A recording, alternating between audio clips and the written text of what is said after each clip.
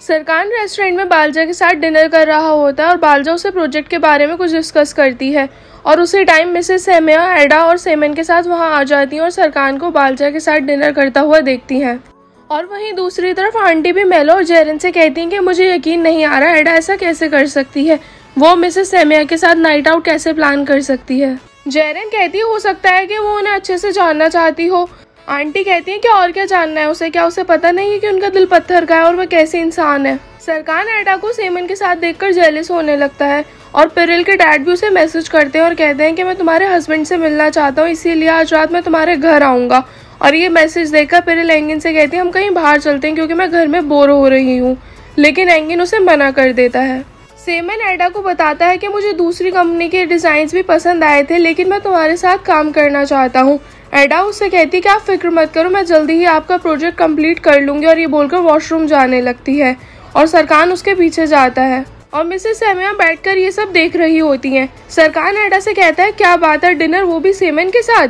एडा कहती है हाँ, कम से कम मेरी दादी तो हमारे साथ है ना, तुम्हारी तरह एक रोमांटिक डिनर पर तो नहीं आई हूँ मैं। सरकान कहता है वो बस एक बिजनेस डिनर है। एडा कहती है अच्छा, और तुम बिजनेस डिनर पर कॉकटेल पीते हो। और वहीं दूसरी तरफ बालजा सरकान की ड्रिंक में स्ट्रॉबेरी जूस ऐड कर देती है और कहती है कि आज रात तुम मेरे साथ रहोगे। सरकान बोला। सरकान एडा से पूछता है तो क्या अब तुम सेमन के साथ काम कर रही हो। एडा कहती है हाँ, तुम्हें कोई प्रॉब्लम है क्या। सरकान कहता है तुम पर्सनली कहीं और काम नहीं कर सकती। एडा कहती है मेरे पास फालतू टाइम नहीं है इन सब बातों को लेकर बहस करने का, और तुम जाओ, तुम्हारी कोलीग तुम्हारा वेट कर रही है।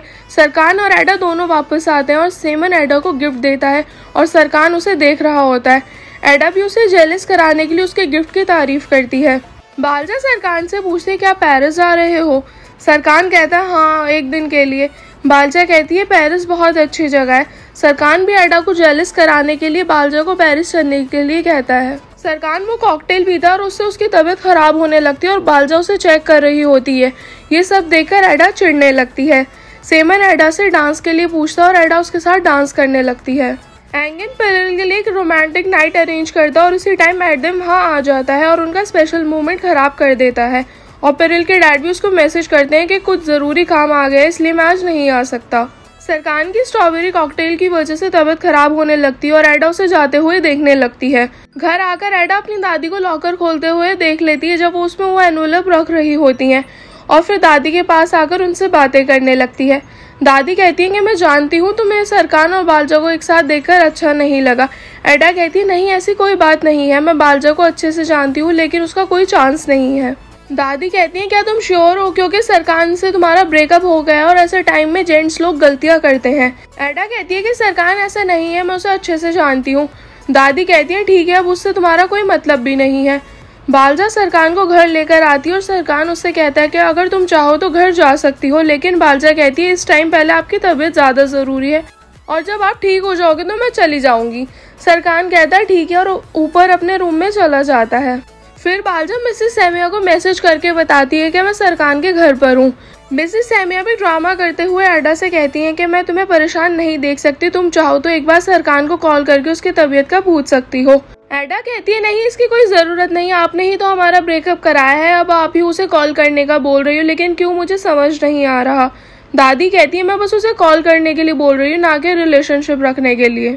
बालजा ऊपर सरकान के रूम में जाती है और वहाँ एडा की कॉल आती हुई देखती है। एडा अपनी दादी से कहती है जरूर उसकी तबीयत ज्यादा खराब होगी, जब भी उसने मेरा फोन नहीं उठाया। दादी कहती है कि अगर मैं तुम्हारी जगह होती तो मैं उसके घर जाकर देखती। ये सुनकर एडा वहाँ से चली जाती है और एडा के जाने के बाद दादी बालजा को कॉल करती है और कहती है कि एडा यहाँ से निकल गई है और वो पहुँचने वाली होगी और बाकी का तुम्हें पता है कि तुम्हें क्या करना है। बालजा कहती है क्या फिक्र मत करो।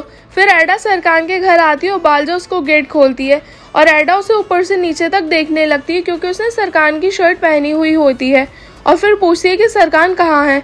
बालजा कहती है तुम्हें जरूर कोई जरूरी काम होगा जो इस टाइम तुम यहाँ आई हो। एडा कहती है हाँ, उसकी तबीयत का पूछने आई हूँ, लेकिन तुम्हारी भी खराब है कि जो तुमने अपने कपड़े उतार कर जानबूझ के सरकान की शर्ट पहन ली और ये सब ड्रामा कर रही हो। बालजा पूछती है तुम्हारा क्या मतलब है इस बात से। एडा कहती है किस तरह के इंसान हो तुम जो इतनी घटिया हरकतों पर उतर आई हो।